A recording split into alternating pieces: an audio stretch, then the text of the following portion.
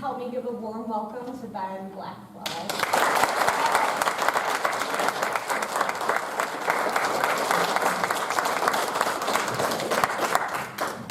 I don't know, does this seem weird talking right here if I'm not? I don't know, it seems like it might equally be as weird just standing right here. Feel free if something is doesn't work right. This feels a little more, people start throwing things, I at least have something between them. Thank you so much, Elizabeth, and thank you to the Schleg family. And everyone here at Albion has been so nice and so inviting. I'm kind of frustrated that I've only ever driven past on 94 previously. It seems like there's a lot to see here and to learn. So I was worth kind of starting out and mentioning, I've done a similar lecture at the Museum of Fine Arts in Boston. And when I came in, kind of got the pre-lecture pep talk from the people at the Museum of Fine Arts. They said, just so you know, we've had some complaints. I didn't even say anything yet. What are the complaints about? And they billed the lecture as a talk about rock and roll archiving. And Boston being the academic center that it is, I was told, a handful of phone calls of people saying, so where did he get his archiving library science degree from? To which they had to reply, I don't think he has one. Which is true. I dropped out of Wayne State after 3 strong years studying journalism there. And so people were upset. These hoity-toity East Coast liberal elites in Boston that I did not have my library sciences degree. And they would say, he's not an archivist. If he does not have a library science degree, he is not an archivist. To which my response was, first thing, out of the gate, on stage, Museum of Fine Arts in Boston. I came out guns a-blazing. And I told them, I said, it's true, the rumors you've heard are true. I do not have a library sciences degree. But you know what? I'm in charge of an archive. I think that kind of makes me an archivist, whether you guys like it or not. And so to speak to that, let me give an aside as well. I like when I do talking lectures like this, that if anyone has a pertinent question or something that I've touched upon that you might have want more insight about, you know, they usually do, like, we got the last 15 minutes to do question and answer. It always seems great in theory, but it never really seems to work out. Whenever I'm in that situation, I have a question the first 5 minutes, and then 20 minutes later, I've forgotten the question, and I feel like I've betrayed myself. So if anyone has questions about anything seemingly on topic about what I'm talking about, feel free to just raise your hand. I like it to be a little bit more conversational and kind of go in the direction that people may want to know more specifics about. So keep that in mind. Don't abuse it. I'll talk about whatever, but if the rest of the attendees here are frustrated, you guys you'll know. They'll start grumbling. So to me, the idea of archiving in a subculture, in a countercultural subculture, is extremely difficult and extremely, it's a very, very thin line. I'm reminded of an interaction I had in 2013. I was in Seattle, and the band I play in drums in a band called the Dirt Bombs. And we played a festival there called Bumbershoot Festival. And we had performed, it went okay. We went back to catering to go eat a meal. And our whole band is sitting at this table. And while we're sitting there finishing up our meal, we see another band, this band Mudhoney. If you don't know Mudhoney, they're a very, very well-known, renowned Seattle band. They were contemporaries of Nirvana and Pearl Jam and Soundgarden. Mudhoney had just finished their performance. They were getting their meal. And as they all have their plates of food, they're walking by, and they see us and kind of, and they walk away and they're like, oh my gosh, the dirt bombs. And they all sat down and ate with us. It's the closest I will ever feel to the cool kids sitting at your table in the cafeteria. These are guys I had been listening to since I was 15 years old, so it was great. There was an extra guy with Mudhoney, really, really tall guy, and he looked kind of familiar, and he sat next to me. And he surprisingly said some compliment. He said, hey, I really like the way you play drums. I said, oh, okay. I said, my name's Ben. And he said, my name's Eric. And the minute he said, I said, oh my gosh, this is Eric Erlandson. He's a guitar player in a band called Hole. Hole, also contemporaries of Mudhoney, is the band Courtney Love is best known for fronting. Courtney Love, married to Kurt Cobain from Nirvana. All very, very important to me. 1990s countercultural musicians and figureheads. So this excited me to no end. Because this was a guy who saw it, this is a guy who witnessed it, and at that time, there was an exhibit at the Experience Music Project in Seattle, focusing entirely on Nirvana. It was called Bringing Punk to the Masses. And it had the band's instruments, it had some of their clothes, it had concert posters, set lists, it had interviews with people that they had worked with band members, all this kind of stuff. I had yet to see it. And so I asked Eric, I said, have you been to the exhibit at the EMP? He said, yes, I have. And I asked him, I said, well, what did you think? And he hesitated.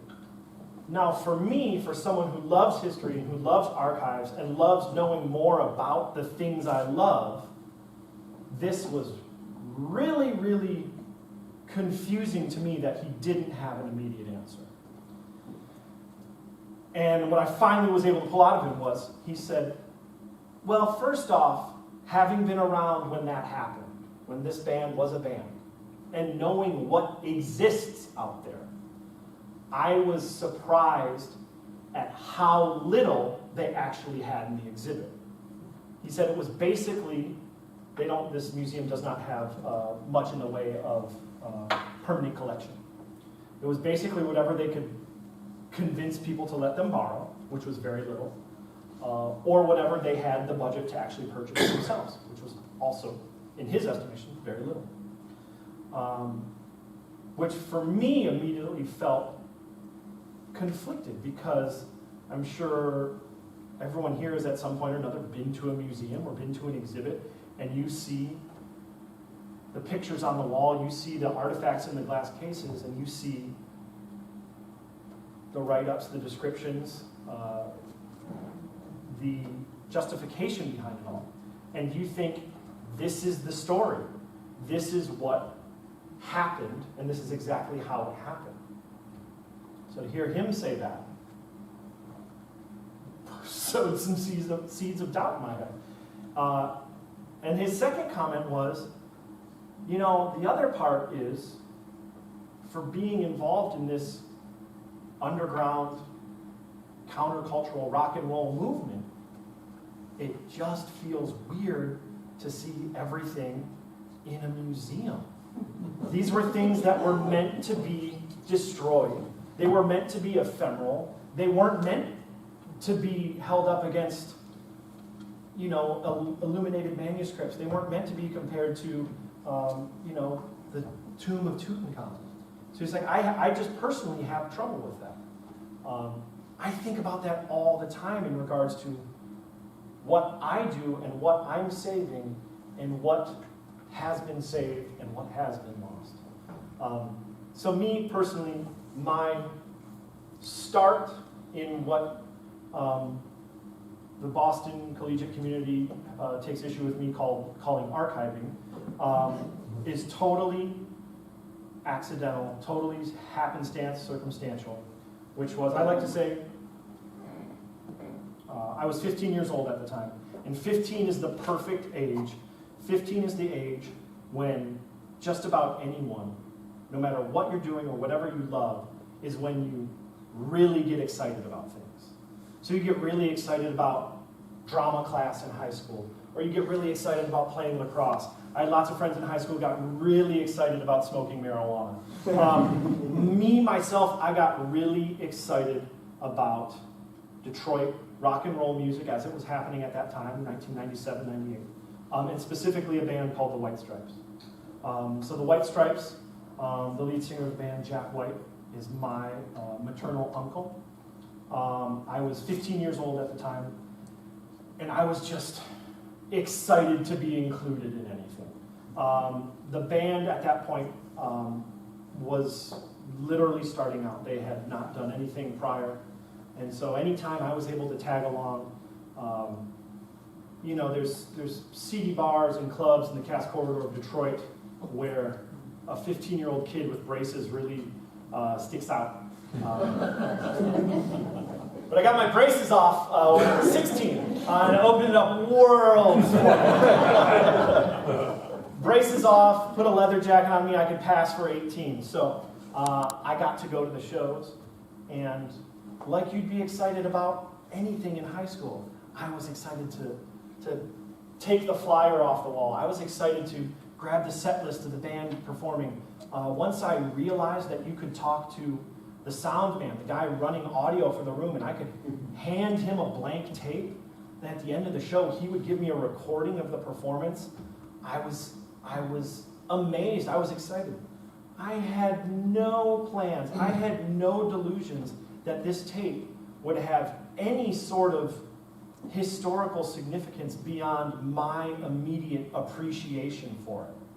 I just wanted to grab every last bit or shred of things surrounding this band and my witnessing of it. It was years later when the band becomes a serious enterprise, when they have managers, when they have lawyers, when the moment I really felt like an archivist, if I had to go back and pick one moment, is when the band's lawyer called me and said, hey, the band is getting sued. The gentleman who recorded their first album is claiming he's owed royalties on it. He's claiming he has production credit, et cetera, et cetera, et cetera. Can you help us? And so I went through my file folder and pulled out. I said, well, I have the original receipt from the recording session. Does that help? And so you go through, and it's an itemized receipt, and you can see hours recording, you can see mixing, you can see the charge for reels, you can see all of this individual itemized list. Nowhere on the receipt is production listed. Basically, I helped the band win the case. And at that point, the management team realized how important I was to the enterprise. And they put me on a retainer. It's like, we got to make sure this guy is saving everything and is in charge, because I was there from the beginning. Management team didn't come in on board until 3-4 years after the band had started. So when something as simple as filing a copyright for the band's first recordings done in 1998, the management team, the lawyer, none of these people were around when that happened. They don't even know. This is pre all of this information being available on Google, on Discogs, on websites like that. So it was a phone call to Ben. Hey Ben, when was the first White Stripes single released? Oh, April 1998. Oh, do you have a copy of it? Yeah, I've got 10 of them. Can you send one to the library? Can you send one to the Library of Congress? Sure, no problem. Okay, copyright's handled. And things like that increasingly just became my wheelhouse. It fell to me, for lack of a better term, of not anticipating needing to be an archivist, but just the fact that I had been around so long that I knew more than anyone else, which felt very, very fortunate. In the right place, right time. To the point now where we run a fan club, not just for the White Stripes, we run a fan club for the entirety of all of Jack White's musical endeavors. And in that fan club, we do largely releases that would not make sense released on a widespread commercial scale. So not something that you're going to make sure there's copies in Australia and Japan and we have a proper release date. We do, basically we subscription where folks, as many folks sign up for the subscription, as many folks want to buy this record, that's how many we make. So kind of custom order based on demand. And these are live recordings, these are outtakes, these are demos. And just in the past 3 or 4 years of doing this, in the past 10 years we've done it, in the most recent 3 or 4 years, these fan club releases, the fan club's called The Vault. These fan club releases are just starting to look more and more just like pages out of my notebook. Because here's a recording that I've made, and here's the flyer that I saved, and here's the handwritten notes I made from side stage. It has really proven to be a great asset in explaining the story to people, explaining what happened. And I kind of get into, I just recently got into the question of historian versus archivist. Has anyone dealt with this before in this field? It's okay if you haven't. When I started working for the White Stripes, when I started in this position, they were calling me the historian, which I thought sounded cool, you know, for some guy in his early 20s. It was the best title I was ever going to get. And then I talked to a buddy of mine. He said, no, you're not a historian, you're an archivist. Okay, well, I can get new business cards, that's fine. To the point where 3 weeks ago, I went and literally Googled what is the difference between an archivist and a historian. Because I didn't know. And I was surprised to find out, and feel free to correct me if people understand otherwise, but an archivist is basically in charge of keeping and maintaining things. And a historian is responsible for providing context and telling the story of those items. Library science folks, that all sound good? I didn't piss anyone off? Okay, good. Which I found really intriguing because the position that I have carved for myself is actually both of those things. I'm in charge of these things. I'm in charge of the ephemera, in charge of the paper goods, the archive.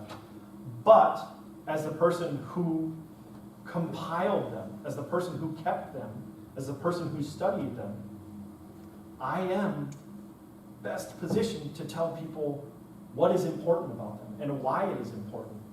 Not saying that other people can't also do that, but just from being around it, I have that unique perspective, which I'm very, very, like I say, I was in the right place at the right time. What was the title of the lecture? I had no idea what I was doing. Absolutely 100% true.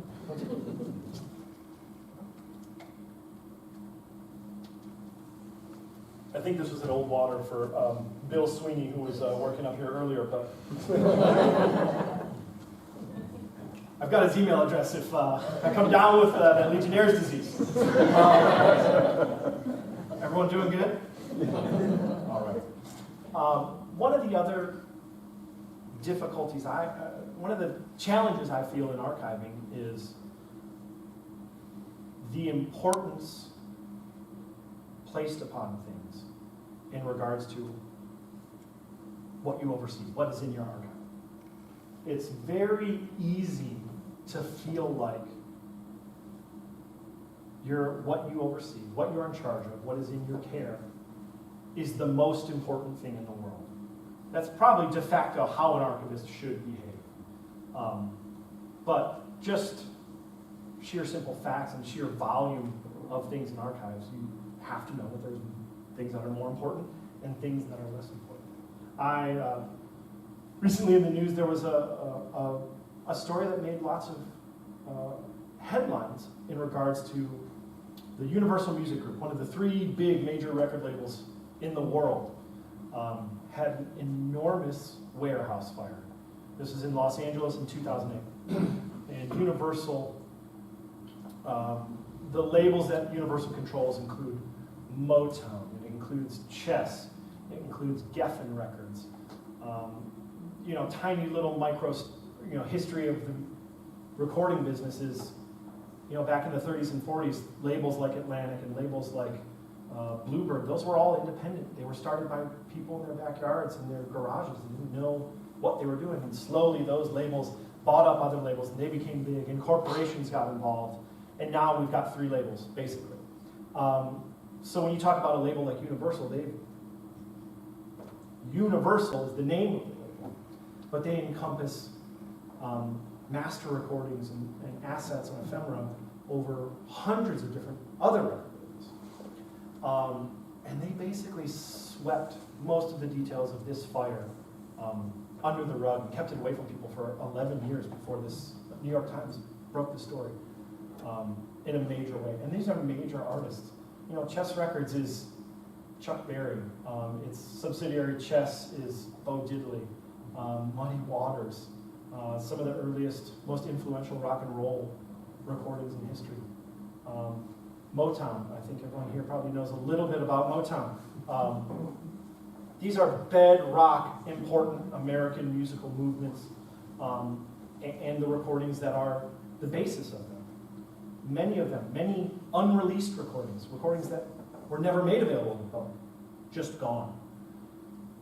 And the difficulty becomes, what did we lose? Was it not taken care of correctly? You can get into all kinds of,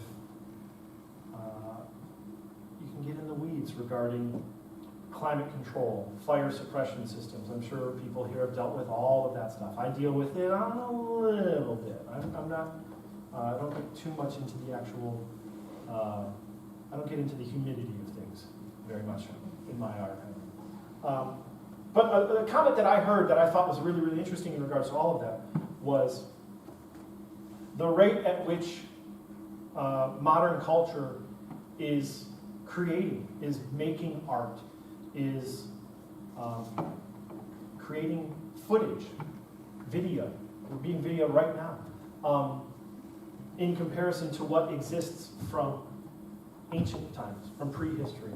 The fact that you need to consider, we lost the entirety of the Library of Alexandria, and how that is often referred to as one of the greatest losses in terms of history and literature and being able to tell stories. Keeping that in mind, how important are the 3rd, 4th, 5th takes of a B-side on Chess Records? What is the importance on those? At what point do we hit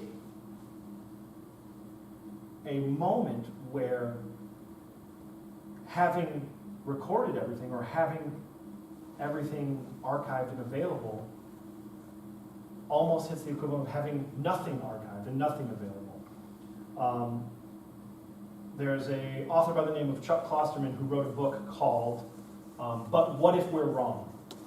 And the point of his book, the focus of his book was he was trying to figure out how human culture would view our time right now in the early 21st century, how we would be viewed 500 years from now. It's a fascinating book. If anyone has the time and has not read it, it is really, really worth checking out. And it's amazing to hear what different people, he talks to artists, he talks to scientists, he talks to people in every different realm to try to get a grasp of what we're doing right now, what we're doing wrong now. Most surprising to me was him talking to a scientist about gravity. He said, okay, how are people going to view current modern times and our understanding of gravity in 500 years? He said, oh, they're going to laugh at what we think of gravity. They're going to know so much more about gravity. We are in the ice age in regards to the understanding of it as a scientific principle. And it's kind of befuddling when you think about it. The best part I took away from it was Klosterman says that a fun party game to play with people is to, after you've had a couple drinks, ask, if this would be good in a nice academic setting, is to try and name someone who lived in each century, starting currently and going backwards. So name someone who's lived in the 21st century, 20th century, 19th. You guys can do backwards math. And he says, it might be surprising to you, but unless you know a lot of popes, that, that most people can't get past probably the 15th century concurrently. And he says, in most of those realms, the way it seems to shake out now, as we're looking back 500 plus years, is that in most fields, one person per century gets remembered. Additionally, one event from a region or a century gets remembered. And you're reading it and you're thinking, okay, this is bullshit. This doesn't really make sense. But then he gives great examples. He says, think of right now, modern times. Think of anything that happened, whether it's a play or a musical or a song written, or even poetry, written between, in the United States, written between 1840 to 1880. He says no matter what it's about, no matter what its inspiration is, from now onward, that specific piece will be viewed through the lens of the American Civil War. That was the prevailing nationwide cultural event. It might have nothing to do with the Civil War, but as we get further and further away from it, that is the one event that sticks out.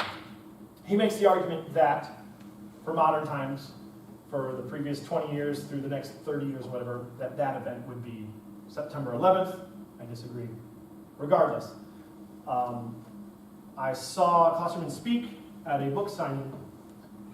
He does great book signings. He doesn't book readings. He does not read from his book. He makes the analogy of, if you came and bought the book and I sit here and read it for you, it's kind of like going to a really fancy restaurant and the chef eating the meal that he cooked for you. He said, just go, you read at home. Like, I don't want to take that joy away from you. But he's very, very smart and very, very insightful. And so he just does open Q&A, ask him about anything. So I asked him, I said, in regards to the point you made of one person per century being remembered from here on out, in terms of arts, music specifically. I said, do you not think that the ability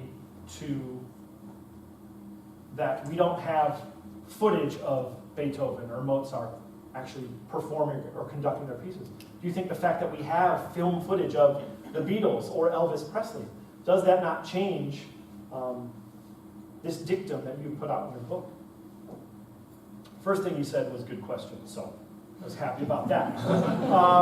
But the second thing he said, which ties into my earlier point, is, if we only had one video of one musician ever playing, that would clearly become the most important video of all time. That would inform us on everything. Even if we only had a video of the Monkees, if that was the only band we ever had a video of, the Monkees would be more important than the Beatles right now. And I don't think that's an argument too many people are making. Right? I have another sip of Bill Sweeney's water up here.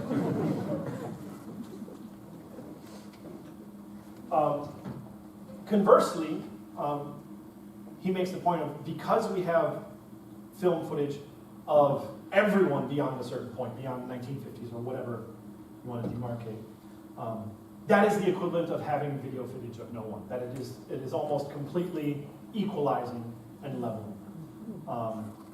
But that is the beauty of an archive, is that we have it. It is up to the historians, it is up to the people studying, the people digging into it, to find the meaning behind it. I find the importance behind it, find the stories to tell that maybe aren't immediately discernible at the surface, something that you have to dig into. Everyone good? Yes? Do you ever disagree with your partners about what's important and what should be kept? it's funny to me because I think it's inherent in my brain and probably a lot of other people that it's easier to find importance in someone else's work than your own. So I notice a lot at our record label, Third Man Records, of which I'm a co-owner and co-founder. So often my thoughts are, oh yeah, whatever, I just, I scribbled that on a piece of paper, it's fine, whatever, you can throw that away. If someone else had written it, someone else had scribbled it, I would be the first person grabbing it and making sure it was put away in acid-free folders and cloud control and all of that. And that is a constant struggle in regards to thinking about not letting my own personal involvement shade how I view what might be necessary, what might be useful in the future. The difficult thing about vinyl records, the difficult thing about analog tapes, we're still recording to magnetic tape, 2-inch tape. They got a big footprint. Across 10 years, we've released over 600 albums. And across those 600 albums, we've pressed more than 5 million pieces of vinyl. So 600, even if you're just keeping one copy of each variation, that's a pretty much a wall that size of everything. And that's only 10 years, and we're a small record label. A few years ago, we did an initiative in the office where we went back and decided we did an inventory of all of the merchandise, all of the non-music that we had made in our previous 7 years. So this includes guitar picks, t-shirts, stickers, buttons, little cheap crap. I had never paid any attention to that stuff because it was always mass made. It was just, the main idea was we're making this to sell, to make money so we can put out the records. And we realized we didn't have a lot of it, that no one was really thinking about it in regards to, we need to keep this, we need to save this. So I had to email our staff and say, hey, that desk that you're sitting at right now has been in the office longer than you have. If you could check in the back of it and see if any pins or stickers fell through, it would really help us to figure out what we need to start looking out for on eBay or from collectors or things of that nature. And we still have some holes. And it puts you in a difficult position in regards to the holes you have. If people find out that Third Man Records archivist Ben Blackwell is looking for a ticket stub from the first live show they held at Third Man Records, well, the price just went up 100% because I'm the guy that needs it. I had a good conversation with one of the higher-ups at Fender Musical Instruments. So Fender, classic guitar, California company, Stratocasters and Telecasters, a great American company. They never kept anything. They had almost nothing in terms of an archive. And so I was giving a tour to a group of Fender executives that were in Nashville, giving them a tour of our headquarters. And the guy kind of came up to me on the slide and he said, yeah, we don't have an archive. We didn't keep anything. And he kind of like even whispered, even almost like looking over his shoulder like he was about to tell a bad joke. And he said, we started buying things at auction, but we can't tell anyone what we're bidding on or what we're interested in. We have to go through, intermediaries. And you think, like, what a crazy world that is. Their focus early on in those early days of Fender were they had to sell every guitar to stay afloat. That needs to be the focus. And I think about times when maybe we had a stack of five records left of something we'd released at Third Man, and we could have saved one and put it in a box and had that in the archive. Or we could have sold that one and made a fan's day. First off, someone would be happy to get this record and also get the money from them to help us put out more records. It's a tenuous balance in regards to records and recorded music as well, because it is so easily recorded music and the corresponding cover art and information are so easily scanned and digitally transmitted to the point of how do you ascribe the worth to the actual mass-produced artifact. Even if you only made 100 copies of an album, that is mass-produced. You can very easily share a digital file of the cover art and the audio of something like that. When you're taking into account issues of space or issues of an archive or of a library. I had a great moment where I was talking to another band from Seattle. Sorry so much of my conversations about Seattle today. A band, the Melvins, who are contemporaries of all the bands I mentioned earlier, who are still performing now 35 years into their career. We have a climate-controlled tape storage vault. So all of our recordings are on magnetic tape. It requires some decent square footage. I was giving a tour of our headquarters. I brought him into the tape vault, and the lead singer of the band looked at our tapes and just said, man, you know, I've got all of our tapes. I've just been thinking about throwing them out. And I was, oh my God, I think I'm going to throw up. But I said, well, why would you throw them out? And he said, well, we've already digitally transferred. We've got all the necessary information on them. And these guys are never going to be in the Rock and Roll Hall of Fame. They're never going to be considered on par with the Beatles, but they're important to a lot of people. And I felt I was struggling for any sort of get my foot in the door before the dumpster comes and picks up everything. And I said, well, you can sell them, just for memorabilia purposes. You're not selling the tangible rights to the recordings. You're just selling the physical object that they were captured on. And he's like, well, I don't know. Go through, do a little bit more of the tour. And I got hit with a little inspiration. I said, forget about selling them. I thought about that museum that I was talking about in Seattle, the Experience Music Project, which part of its stated list of goals is to preserve arts and music, culture, and history from the Pacific Northwest, which is where the Melvins are from. I said, here's what you need to do. Call up the EMP. Tell them you're calling them the Melvins, and that you have the entirety of your recorded master tapes. And tell them you want to donate them. I said, they're going to take care of them. They will make sure they're taken care of. If by some off chance there's some reason you ever need them again, they're available. But more importantly, and this is what really rung their bell, was I said, you get a tax write-off. I saw, you know, cartoons where the eyes turn into dollar signs, you pick your own dollar amount. Who cares? Did you have a question? Yes. Yeah, I mentioned the Rock and Roll Hall of Fame. Yes. Two of our previous archivists are both at the Rock and Roll Hall. Really? Yes. And it's interesting because there's a connection between Albion and Rock and Roll Hall of Fame. Wow. Along the archival line. And you seem to suggest that the Rock and Roll Hall of Fame doesn't try to collect everything.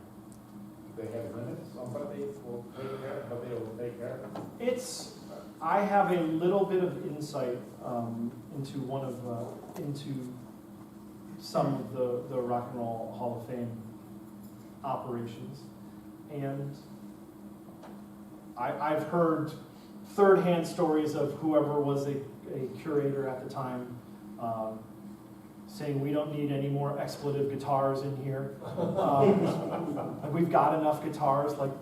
It's really, really difficult in regards to, if you've got one Jimi Hendrix guitar, do you need another Jimi Hendrix guitar? What is the importance from one to the other?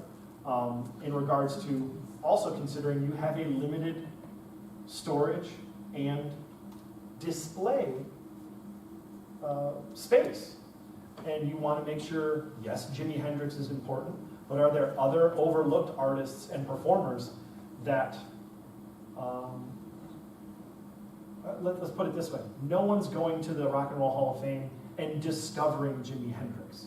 People there, they're not really doing a service in regards to education by having a Jimi Hendrix guitar on the wall. So what is your duty as a public institution, as a nonprofit, which they are, to giving a wider view of musical history and people who performed it, and people who had been overlooked, and people who had not been given superstar status. I wouldn't claim to have the answer or know the answer to that. And it's the same thing that any museum is going through in regards to art. I see it a lot in the fine art world in terms of inclusion, including people of various backgrounds and different racial identities, whereas I don't think those were conversations that were happening 40, 50 years ago even. It feels like a really, really interesting time in regards to all of that. Can I ask a follow-up? Yeah.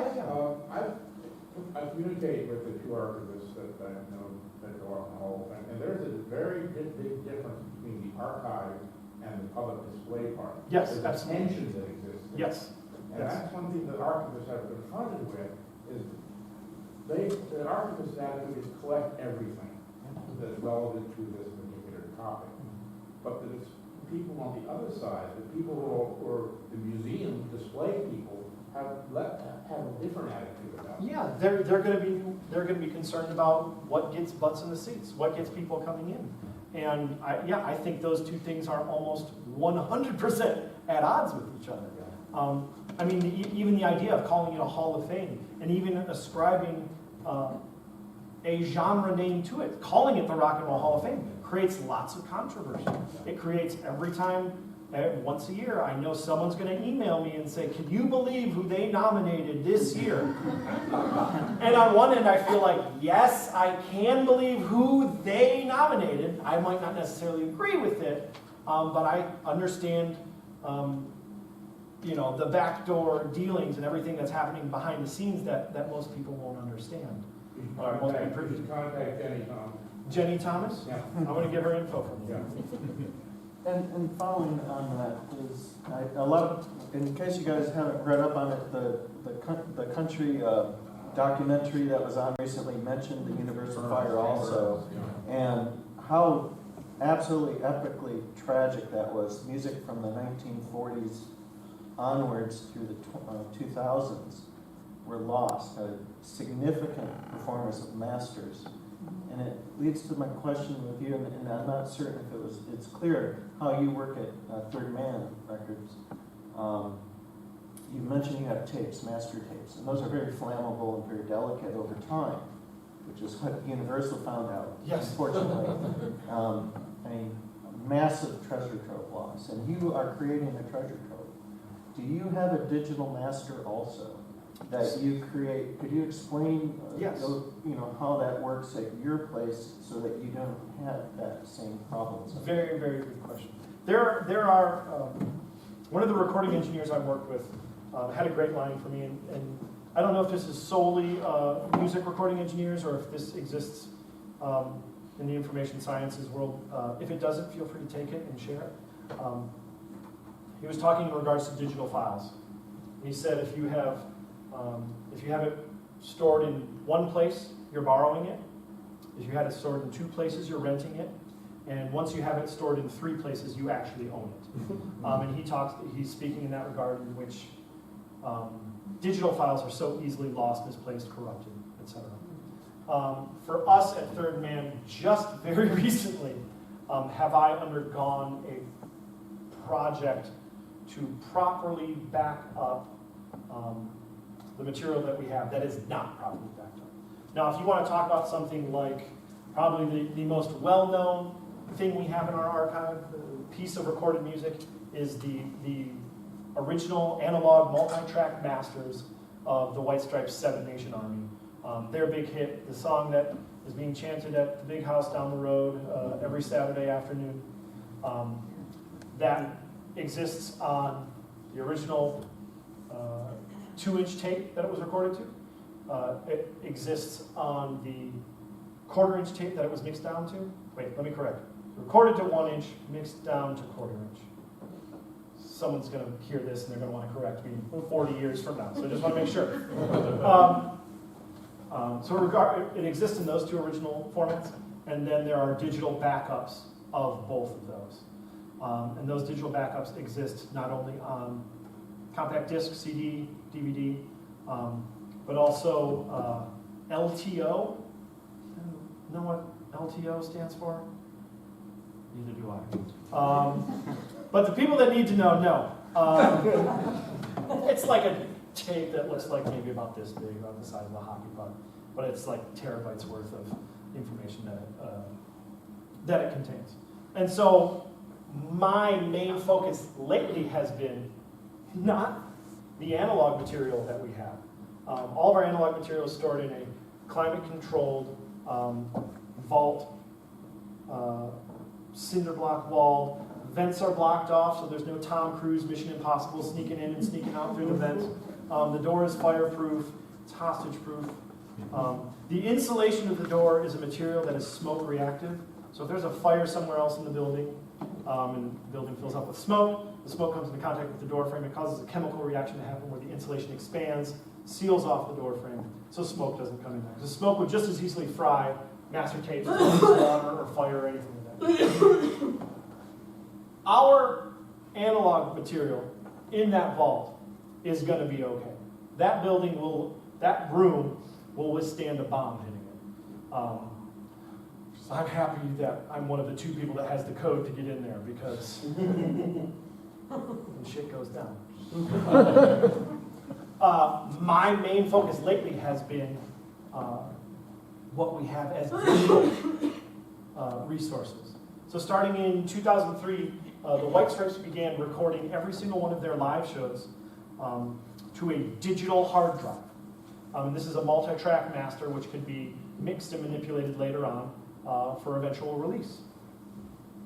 This is started in 2003. It's a system called Radar, which was very popular for recording live shows at the time on a professional archival level, And 2003 is when we started. I gave one of those Radar drives to a recording engineer in 2010, handed it to him, said I needed one of the shows mixed. And he looked at me like, man, good luck if it works. Well, what do you mean, good luck if it works? He's like, well, that's a disk drive that has moving parts on it. You know, that if that disk drive hasn't spun in a couple of years, it might not work. I said, you're kidding. He said, no, that stuff.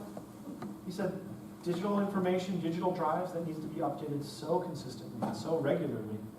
And I'm sitting there freaking out because I've got 100 of them sitting in our vault. So I've started going back with the oldest disk drives that we have, started just earlier this year. The most unstable, I guess I would say.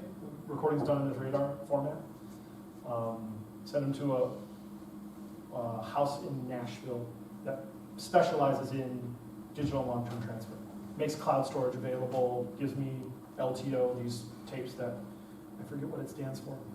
Linear tape open. Linear tape open. Did you just Google it? Yes. Hey, part of being a librarian isn't having all the answers, but it's knowing how to get the answers, right? And so went through all 40 or 100, however many of those hard drives we have, and had the guys coming back and like, okay, we've got one we can't pull any information off of. Okay, well, what are our options? He said, well, we can send it to the lab. And basically imagine, you know, the scenes you've seen in a movie of a clean room, everyone's got their hairnets on and their faces are covered and they're wearing scrubs like they're about to deliver a baby or whatever. And they have to crack open the disk drive and they have to manually make it move or something like that. I don't know. And I said, well, how much is that? And I said, well, it's $1,000 just to open it up. Whether they get information off of it or not. Like, okay, what's on the drive? And so I go back and say, okay, we've got 8 shows recorded on that drive. And so then I've got to take not only the position as, I've got to rectify the position of an archivist who wants to keep everything with the position of a co-owner of a record label who gets profit sharing of how much do we want to spend on this and how much can we make back on it. So I start doing the math. It's like 8 shows, $1,000, $400 per show. It's like, yeah, let's send it off to the clean room. I get an email a week later. It's like, hey, they were able to get all the information off, successful, 100%. Breathe a sigh of relief and start going through everything else faster because I just feel like a clock is ticking on all of our digital assets, of which it's not most of what we have. Most of what we have is on analog, which I feel is considerably reliable long-term. Digital is just what gets scary. Yes? Who's maintaining the playback machinery for that, all that analog? It's one of the biggest concerns, and this is an issue that they have at labels like Universal. When you're talking going back to the 1940s, you have recordings all the way through modern day. Any type of tape machine that a master was recorded on, you need to have that exact tape machine to be able to play it back, to be able to transfer it. That alone can be prohibitive on a large scale of properly transferring. So for us, the benefit of us being based in Nashville is that Nashville is one of the 3 major music business centers in America. So any tape machine you ever need, any sort of recording gear, microphones, any of that stuff, there's somewhere in Nashville that'll rent it to you if you don't have it yourself. So we've got a couple mainstays that we've purchased that we have available: 2-inch machine, a 1-inch machine, and a 1/2-inch machine. That's just for varying size of masters, whether it's a multi-track, whether it's a mix down. But if we get something funky, we can send it out. We can rent something, bring it in, or we can send it out and have someone else transfer it there. I've yet to be stumped in Nashville. And just to go a little further on that, again, so you've been talking about tracks and how unique albums are and they're recorded in various tracks. Digital can separate those tracks out when you archive them so that in the future, if we lose the tape, there's still a way to get the separate tracks. And that part of the tragedy of the Universal one is in losing the tapes. We can only get recordings, so therefore we can't get the individual tracks, or we can't pull them as easily as you can in your work. Is that correct? You are 100% correct. So when we talk about tracks, what we're basically are talking about of individual captures of a microphone. So if you say something was recorded on a 4-track, Beatles, Sgt. Pepper was recorded on a 4-track. So think track 1 is vocals, track 2 can be both guitars, track 3 is bass, track 4 is going to be drums. Now when you lose your multi-track masters, you lose the ability to be able to take a day in the life, let's continue with the Sgt. Pepper's analogy, and isolate John Lennon's vocals. Once you lose the multi-track, you lose the ability to parse it down to the individual parts that create your final song. But with digital archiving, digital backup, you can back up each individual track.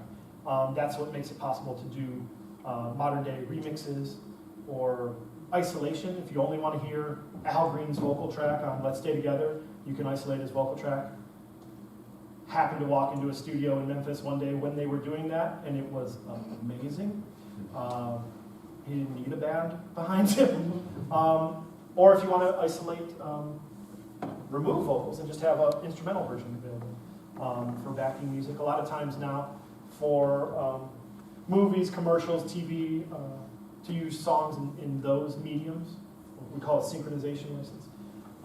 They prefer the songs without the vocals on them. They want to be able to manipulate them. They want to be able to loop them. They don't want singing vocals to get in the way of speaking dialogue. So yes, digital is able to back that up appropriately, fortunately. Any other questions? Following along on what you just said, when you take those apart, how does the copyright protect what was originally recorded? The copyright, it can be, you just mentioning copyright makes me think of how crazy it is in Europe, or it was in Europe, in terms of they had a 50-year copyright up until very recently, which was if something was not released within 50 years of its creation, it was automatically public domain. What ended up happening because of this is that a lot of big names, a lot of Motown, Bob Dylan, for fear of this material being public domain, even though no one had copies of it. It was stuff that had been safely kept in their vaults and never copied. They started putting out these last-ditch effort copyright protection releases. Bob Dylan was releasing CDRs, so like what you can make at your home computer, your home desktop computer. They were making CDR box sets. They were making 100 copies of them and just selling them in a handful of record stores in Europe to secure the copyright for another, I think it's another 50 years over there. But to answer your question, sorry, Europe just scares me sometimes. A lot of world wars have happened over there.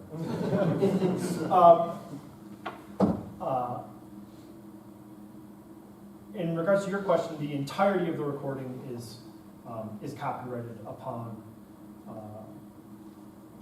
being, whether explicitly copyrighted or being released.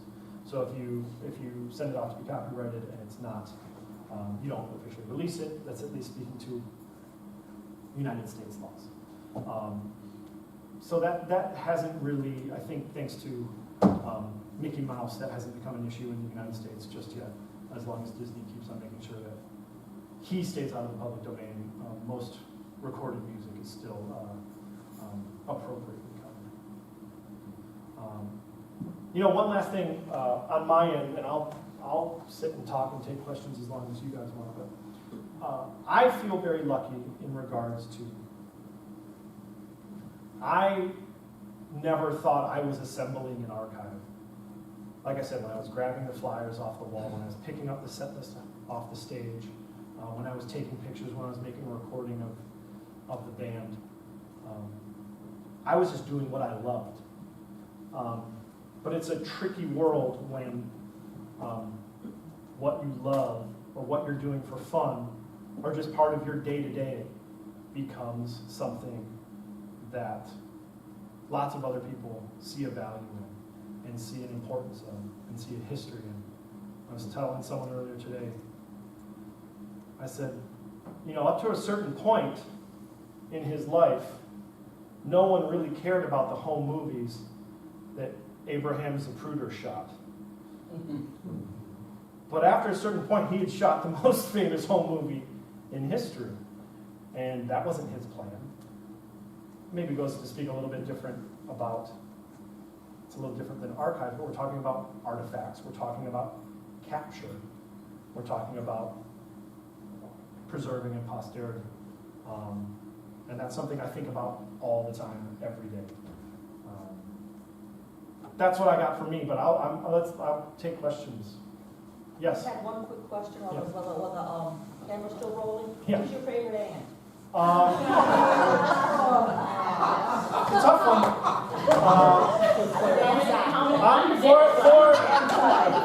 On the record, it's most definitely my Aunt Cheryl. Yes? Speaking to the Rock and Roll Hall of Fame not archiving minimal or smaller bands or indie label bands, isn't it true? I'm just actually asking a question. Isn't it true that they, if you are a band and you want to visit the museum, you give a copy of your album to legitimately, validate you and your band gets in for free? Yes, that is true. I don't know Is if that anyone- not an archive? Well, that's tossing it in the trash. they're probably keeping it. But no, to speak of what she said, that is true.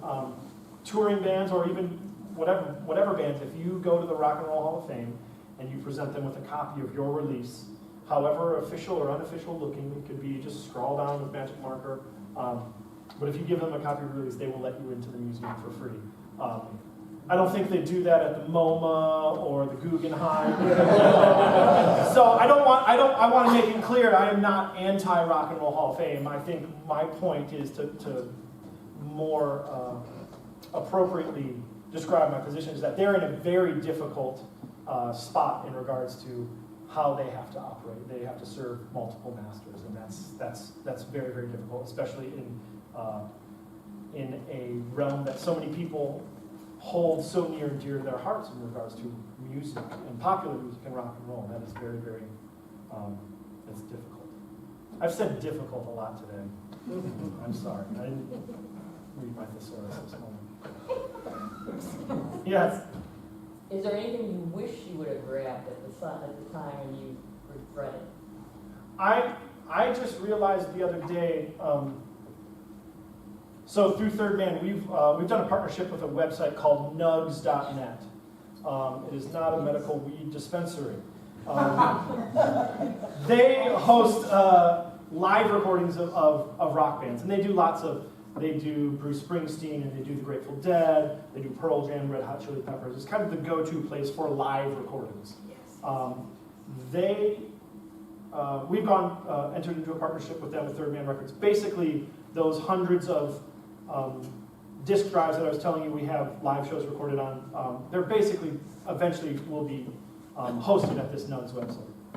And sharing one of the recordings with them, I think it was last month, the founder of the website, who comes from the world of the Grateful Dead. The Grateful Dead, who have a huge subcultural presence and very actively supported and encouraged people to come to their shows and tape record them, make their own tapes. They had a tapers section. You could buy a separate ticket, and you set up your own microphone, and you have a copy of that show. It's kind of the basis for most live recordings that people talk about in terms of deep fans. It all kind of goes back to the Grateful Dead. He started asking me questions about this live White Stripe show. He's like, okay, so what kind of tape machine did you use, and what was the tape, and what kind of mics did you have hooked up to it? And I had to be perfectly honest. I said, I just gave the sound guy a cassette tape. I don't know what kind of machine it was. I mean, it was just the sound coming direct from the board. I said, I was so frustrated by August of 2000 when I figured out you could just bring your own cassette deck to the concert. If you're working for the band and say, hey, plug this in, give me a line out from the soundboard, I want to record my own tape. Because there was probably dozens of shows that there's no evidence of, video or audio, that I could have so easily just plugged in a cassette deck and recorded. So in hindsight, I think about that all the time. I think about every White Stripe show I went to. Why didn't I take a picture at every show? Well, because disposable cameras themselves were $10 before you even developed the film. We didn't have access to take hundreds of photos on basically a portable disk drive in your pocket. But then other times I look through things that I grabbed.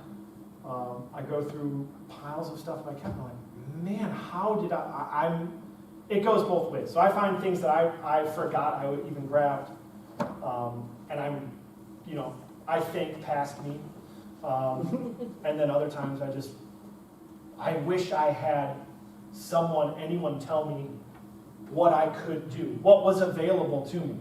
Like I said, I had no idea what I was doing. If someone told me just grab a tape deck and tell the sound guy to plug in, I would have done that every show.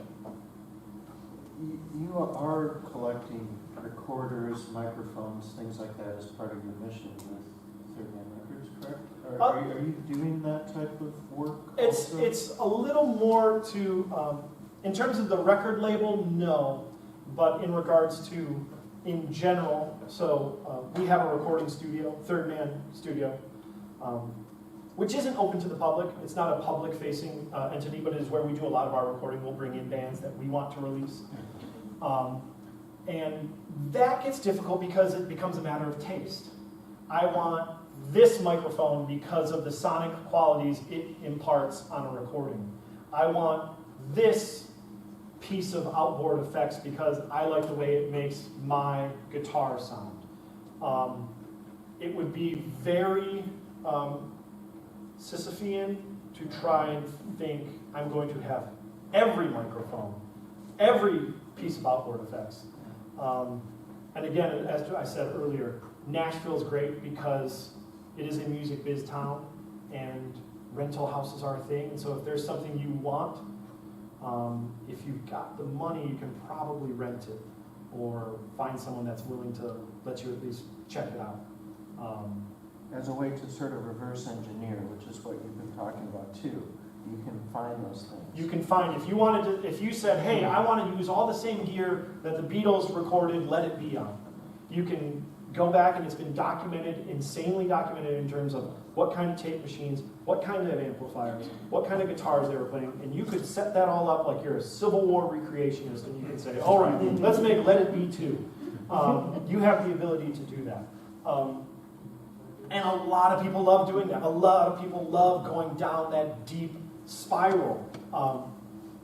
What they tend to forget about is the fact that the Beatles didn't care about that. They were focusing on writing songs and just playing. They didn't give a shit what tape machine was being used. They really didn't. And so it's always, you always have to keep a cautious balance of getting too enmeshed in the minutiae and focusing on the actual creation itself, inspiration. You mentioned that Tomorrow Never Knows. I mean, Paul McCartney looped the tape all around and went through the whole room, and he said, I could never recreate what we created there, and that type of stuff. That mix, so that mix itself, even having the multi-tracks of that, yeah. even if you had access to the multi-tracks, that mix was all done live by hand. Yes. The mix itself is a performance that even with all kinds of computers and recording technology would be near impossible to recreate. And see, I think that's where I've been sort of going with my questions is, isn't it interesting that it's the tapes that are a unique feature to what you do and how important it is to archive it, but in many ways, once they're sort of set in stone and digital, nowadays, so I've taken 1 million pictures tonight. I can, you know, I've been able to look up and research what you're talking about as you talk. I think a few other people have done that. Mm-hmm. It's so different, and yet you're trying to sort of pull back and get those things and archive them, and how important it is for those master tapes in particular, Yeah, the tapes. My hope is, you know, and maybe this is the secret thoughts of every archivist or every person who's, again, I didn't think of this as an archive. I thought of this as things that I love. And once everyone else starts to love it, I think that's when it turns into an archive. When other people find a value in what you've assembled, right? Otherwise, it's just crap in your basement.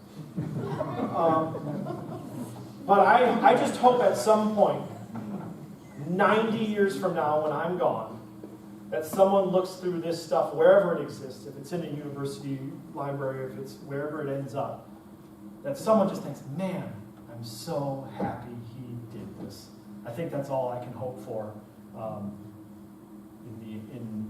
in my absence. Yes. Yes, you. Is that premise the reason that you started your own Michigan, Detroit-centric archive of your own?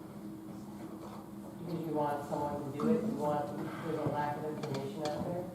I think that was more so a subconscious reaction to homesickness, which was, I didn't realize when I was living in Detroit, I moved to Nashville 10 years ago.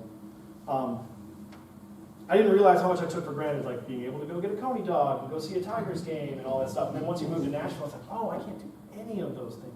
But one of the things I truly loved was going to used record stores in Detroit and digging through their crates and finding weird, unknown, obscure, unheralded releases and trying to play historian, trying to play archivist with that. Okay, what's the story behind this? I had this thought in my head. I wanted to find out the first rap record from Detroit. Big fan of firsts and early adopters and all of that stuff. And so I figured, okay, I'll talk to the guys that run the record stores and they'll have the answers for me. And after asking 6, 7 different record store guys who specifically deal with that genre, that world, well, I don't know.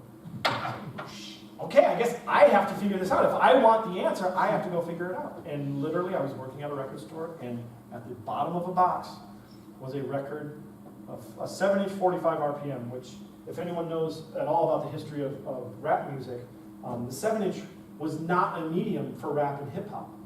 It was primarily 12-inch records, 12-inch 45 RPM singles. It was at the bottom of the box, and I couldn't make this up if I tried. It had a cigarette burn on the label. It looked like a piece of garbage. But having spent enough time around Detroit records and having, you kind of just develop a sixth sense. You know what to look for. You know these little hallmarks. And so this looks interesting. And I put it on, and it sounded really, really good. And so I grabbed that record, and I said, okay, I'm going to put this in the back of my head. I'm going to try to find out more. And asking people, no one in town knew about it. Couldn't find anyone that had any information on it.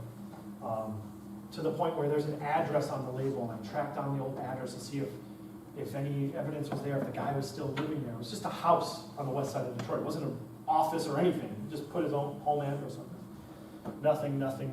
To the point where I got confident enough to be able to say, okay, like I say out in public or tell my friends, like, this is the first rap record from Detroit. And it's kind of that rule on the internet, if you want to find information, say the wrong information first and someone will correct you very quickly. No one was correcting me, so I was like, okay, I feel pretty confident here. So I think I found that record in 2006 and started trying to track down the guy immediately, driving in neighborhoods I had no business in being. And it wasn't until 2011 I got a phone call. Hey, is this Ben? Yeah. Hey, this is Daryl. I think you've been looking for me. And I put the phone down. I was like, holy shit. I'd sent letters to like 3 or 4 different addresses, like letters. Like this is in the time of emails. I'm putting stamps and handwriting this stuff. Like it didn't seem like it should work. But he'd gotten a hold of me and he'd seen what I had said, and in due time, the paperwork's processing, but like in due time, we will reissue that first Detroit rap record on Third Man Records. And that's even more so. That was something I did and cared about and loved just from my own personal passion. And now I'm able to share it with other people and give it the context of this is the first Detroit rap record. So that's the historian side of me, not so much the archivist side of me. Yes? That hits on such an important thing about archives, which is that they answer questions we haven't asked yet, we don't know will be asked, right? They exist waiting for the questions that we don't know we have yet. And you talk so much about sort of things you wish you had kept or could have kept, and I wonder if there's ever a limit. Is there ever a too obsessed? Is there anything that you would say no to and wouldn't keep because it's just, that's too far?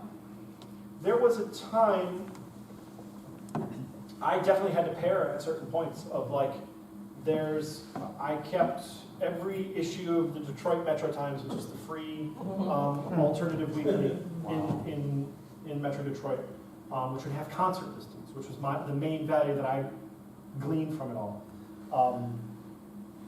52 issues a year. After 5 years, just looking at them, I was like, man, do I really need all of these? They're not really appropriately, conveniently accessed online.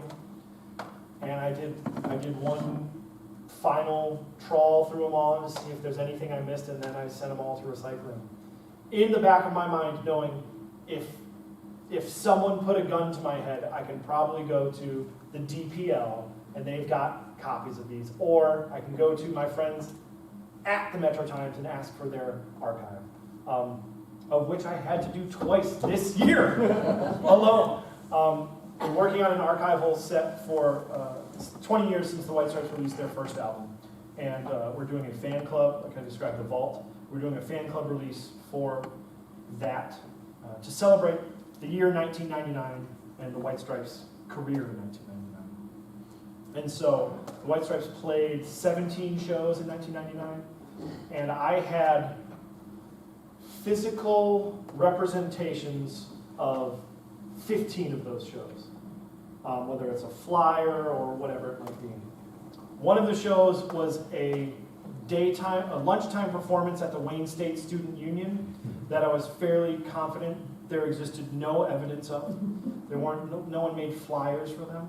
When I was a student at Wayne State, thinking ahead, I asked someone to check the records, and they couldn't find any pictures or any mention of it in the school newspaper.